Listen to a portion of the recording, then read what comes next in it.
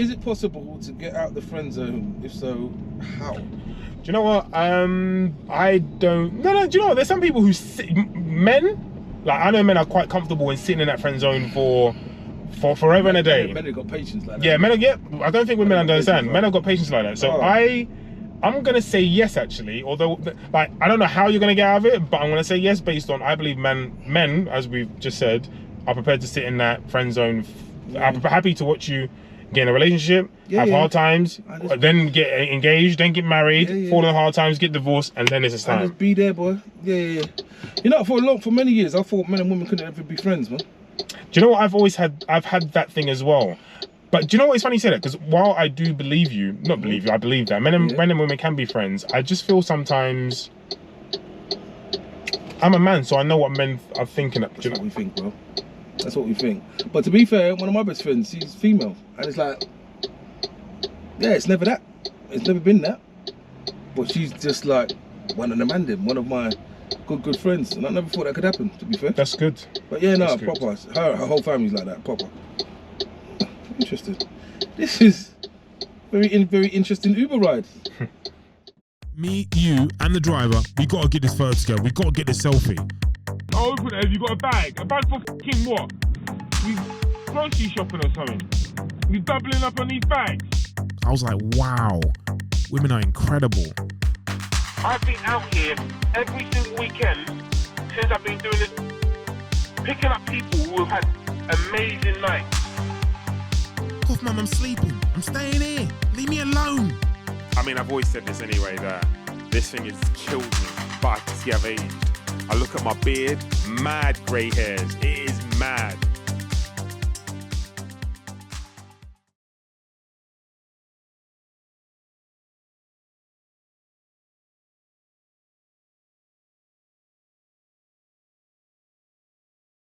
I remember I had a fight that I completely missed the whole fight. I didn't remember any of the second of it. And I was watching back the video and I was like, oh my god, that's me! Oh my god!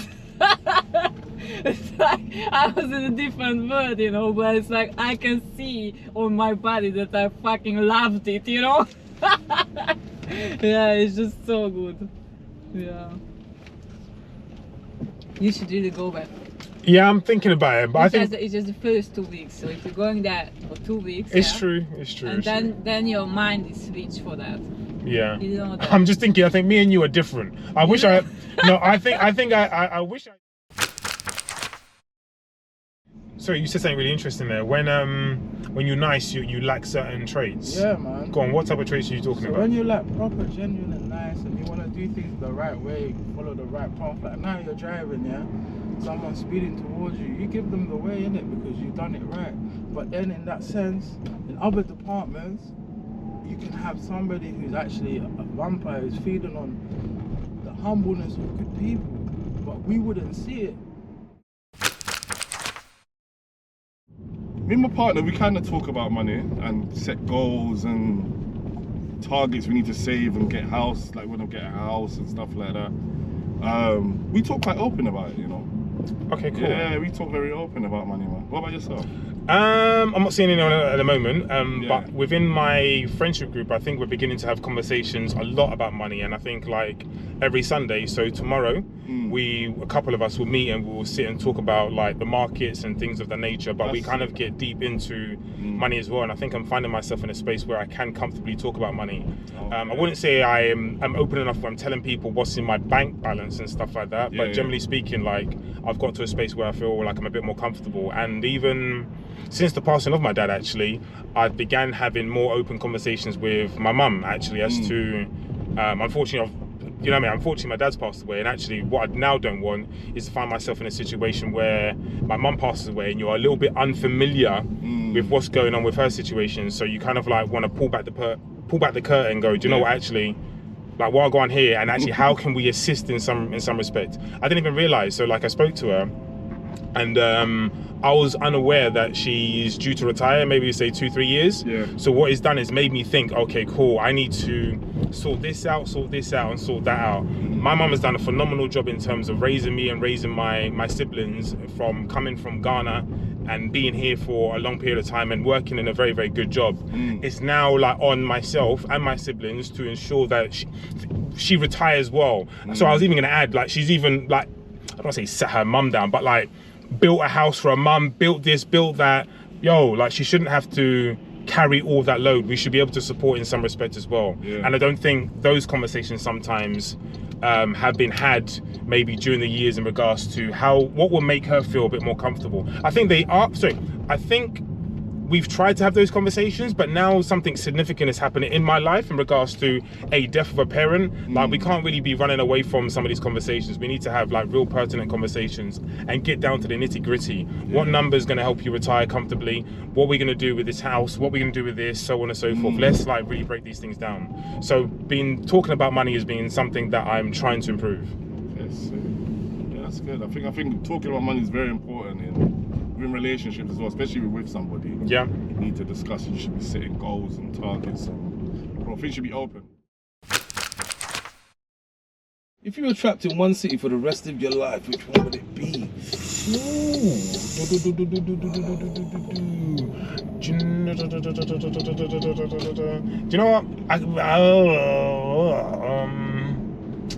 Flip's sake. Do you know, based on what I want to do going forward, I'm going to say Accra. Yeah? Yeah, basically, I mean, I'm not too sure I'd be comfortable there to begin with, but based on what I want to do, I'm going to say Accra, and hopefully, you know... Start planting some seeds there. Yeah. But I'm being honest, man. London, man. See, that was what I wanted to say, what I know, but at the same time, I feel London, I'm a bit claustrophobic at the moment. No, I feel 100%. like... now I'll definitely get up and move and I need to get it ready, but if it was one, I can't I was going to add another, actually, just based on my experience. So I lived in Barcelona for a period of time. A lot of people said, but I didn't get Barcelona. So why'd you say that? I thought it was too much like London, and it just, I just didn't get it. Do you know, but it was a, to be fair, we went out there for a house festival, and I don't really like house. Cool. But to be fair, see the guy I said you look like my Ghanaian brother? Yeah, it's his 40th next year, and he talked about going there. So I'll go there again, and then see. For me, it's like I don't see beach vibe. Mind you, I lived there. So when I was living there, I was driving at the same time. So it was very odd. So I was working 1 week here, and then trying to balance it like 3 weeks in Barcelona, living and trying to sort 1 or 2 bits and pieces out. And for me, I just found a lot of peace, and I was able to walk on the beach, had some friends there, etc. So whenever I was in Barcelona, I felt that was like my time to myself. You know what I mean? But generally speaking, very proud in terms of how you conducted yourself and how you've gone about things, because I think you speak to what I believe in, actually, as to, like, if you believe in something, you want to do something, yes, to begin with, it's going to be very, very difficult, but you've got to be consistent. 100%. And like, as I was saying to your cousin, I was saying to him, I don't know if I told you this, but I said to him, it's not by chance you happen to come across Simon Squibb, sorry. Yeah. Like, for me, those things are not just, like, it just happened. Do you know what I mean? If you're working hard and you're trying to grind, like, good things and luck will happen for you. Thank you, I'll tell you the story quickly if you want. What you just said is spot on, because my day aligned so much for me to meet him. Like, okay, cool. So I'm a driver's mate at the moment, and the driver I'm normally with, he found in sick that day. Cool. And when he is at work, I would normally go and do another shop. So he would stay there, and I'll take the pallet and I'll go around to the other shop. Cool. He randomly called in sick. Second thing, normally when my driver's not there, I think, I'm gonna get an agency driver. Cool. And I'm like, I don't want to work on that agency. I was kicking up so much fuss. I'm not going on this route, and I want to stay on cover. Then I said, you know what? Let me go. That's the second thing. Got to the shop. Obviously, the guy don't know what he's doing, so I've had to stay outside with the pallet now, just to make sure everything's running smooth. That's when, obviously, I've seen Simon, and then everything's, just panned out. So it just aligned. It's just aligned. And obviously, the energy I'm putting into the podcast, it brings you things, man. When you're doing the right stuff and you're on the right path, you just things just come to you. Like, the amount of people I've bumped into, you would think, what the hell's got, like, when I mean literally, like, I'll jump out to go to the shop here and bump into like some football curator, or it's just been mad, bro, man. I think the biggest misconception about sending kids to private schools and all this kind of stuff is, I think the thing about being in a bubble is true. In a sense, when you're in a boarding school, kind of everyone who's there, you kind of similar backgrounds. you don't see the world outside of your group or collective at the school. Yeah. But I think in terms of the type of person you become, I think that foundations is laid in you before you even get to boarding school. So the type of person you're going to be, I think that's set in stone to a degree before you even get to boarding school. Cool. So if your parents or whoever's raised you has kind of instilled in you good morals, good values, Yeah. and exposed you to the rest of the world and how the reality of the world, when you do go into boarding school in these spaces where there's more affluent people and it's kind of I understand. it doesn't warp your perspective of life. It's still you still keep that whole holistic view of what life really is. Totally understand. That makes a lot of sense, and I think that's really interesting because I think so. My thoughts are jumping around, like just because I know I like this type of topic or in conversation. So the reason why I like that is because you could be a really, really nice person at heart and be outside in this world here today and be taken advantage of. Whereas if you went to a boarding school, all right, where the environment might be a little bit different, all right, and I'm actually painting a bad picture of what's going on outside because there's good and bad things going on outside. So I'm looking at the negatives of outside just in general. Okay, so you could be outside and not going to a boarding school or private school and potentially be taken advantage of, whereas with those qualities in a good environment that you've paid for in a boarding school, it will accentuate those qualities. Do you know what I'm saying? And vice versa, by the way. Do you know what I mean? You could be your child could be bad in some respect and start moving mad when he goes to boarding school. I totally understand that. Do you know what I mean? But it speaks to what you said in regards to grounding. If you've got good grounding, you know, and you can create a bubble, then those things are good for you. Do you know what I mean? I think it goes back to there's a saying how like more money, getting money makes you more of what you already are. Yeah. So it's like if you're a prick before and you get a lot of money, you're gonna be a prick still. It's not the money that's making you a prick. You're just a prick to start off. Yeah, 100%. Sorry, you've been here too long now, haven't you? Okay, cool. Yeah, so I think it's the same thing with boarding school as well. Like, I think it just an environment, the boarding school environment, just it exacerbates whatever personality and makeup you have as a person. Was it all worth it? Was what worth it? Sorry, no, sorry, no. In regards to our parents, was it all worth it in terms of coming from Ghana or coming from wherever and coming to this country and raising your children and in the manner that you raise your children? Was it all worth it? Do you know what I mean? So I'm always like really intrigued. And I mentioned the guy from Trinidad a little bit earlier, and I'm not too sure I said this to you. Like, my thoughts were, like, he told me this phenomenal story, and I don't think I told this story well enough. Because that was it. He told me he was a banker. I'm sure he told me he was a banker. Yeah. I'm quite sure he told me he was a banker, and then eventually when he came to the country, he told me he was a banker. He told me he was a banker, and then he said he came to the country when there was riots at Notting Hill in 1957 or something along those lines. So he said he's seen absolutely everything. Then eventually he became a black cab driver, and somehow, obviously he's bought a house, etc., etc., etc. And at the very end of that conversation, I wanted to ask him, was it all worth it? And these are the questions that I kind of want to ask my mum and my dad. Well, my dad's not here no longer, so these are the things that I wish I asked him in some respect. But I was also scared to ask, because the last thing you want them to say, the last thing you want them to say is, it wasn't worth it. You know, and it kind of like, you know, I don't even know how to articulate it, but it brings about maybe a disappointment for yourself. Yeah. Do you know what I mean? As to, your parents came here to give and provide you a better life, and actually when they look back on their decisions, it wasn't worth it. Do you know what I'm saying? Yeah. And then also, for all their sacrifice, did they kind of like did they achieve what they wanted to achieve? Because I don't think we sit down and kind of like ask our parents. That's what I would ask my parents, you know. Did they achieve what they wanted to achieve? Yeah. Forget Andrew. Yeah, did you achieve what you wanted to achieve? Do you know what I mean? That's a good one. That's my question. That's my one. I would ask them, like, what was your goals? Like, what did you want to be? I've never asked someone that. Like, what did you want to be growing up? Like, what was your goals? What did you dream? Like, where was your dream house? Did you have any destination you wanted to live in? Stuff like that. Like, I don't know. I don't really know my parents. You know, like, I don't know nothing about. And I would ask them how they was when they was younger. Like, how was you when you was my age? Yeah. And things like that. And I would also ask my dad, like, why did you bounce? You feel me? Like, why did you go? Why did you leave? Tough questions, but sometimes those questions they need to be asked. Yeah. Why did you not show up sometimes when you needed to? Nah, let me not say it. My dad's very like, if I ever phoned him I'm in trouble, he was there, but it was times where I think if I had a dad, like I said before, if he was around, I would have been a bit more stable. So I would want to ask, like, why? What was it? What was it? Why? I think I would want to know that. I'm gonna say no, all right, but I definitely think I know that I'm gonna know this person for a long period of time. I think there's just certain, I think I've either dated enough people or been in enough situations where, like, when you said the first date, first few dates, first few dates, I think so, that you're gonna know someone for a period of time, or whether someone's gonna be like someone you're just, I don't know, casually seeing or casually sleeping with. But I think I'm gonna say yes. Fair. Yeah, and yourself?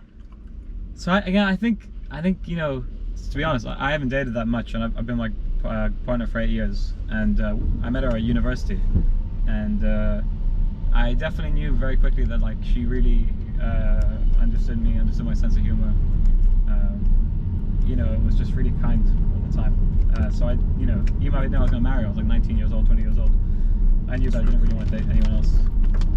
Do you know, I know how that feels, because I'm currently going through a situation now, but like, I think in recent time, I've looked back over some of the girls that I've really liked or taken seriously, and I think all of them have had like a really warm heart, and really good people at core, but also funny.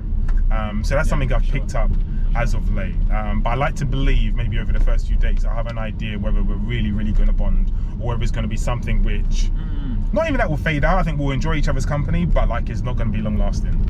Yeah, humor and food for me are two massive ones. It's funny because someone told me this recently. A lot of my friends laugh actually when I told them that.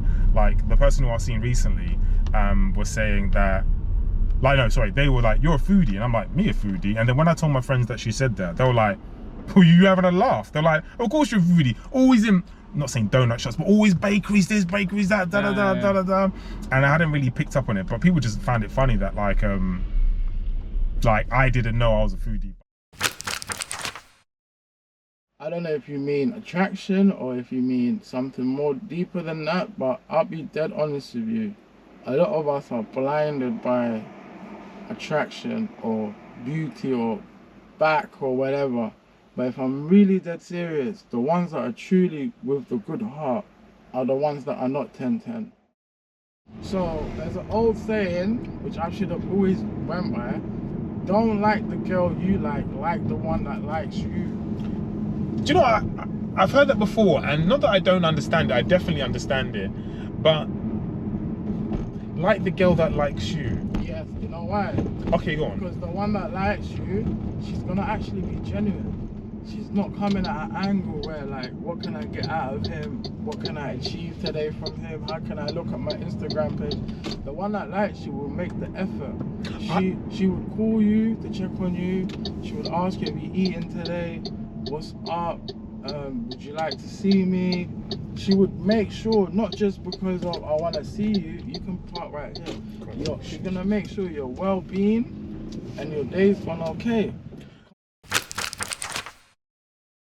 So you said you're definitely going to go back to South Africa, given the opportunity, and if you're successful here, you'll definitely go back. Yeah. Cool. And I think my question is, so would you like, if you had the finances, would you send your children to boarding school? Yeah, I would. And I know you probably said this, but in a nutshell, and I guess in bullet point form, why would you send them there?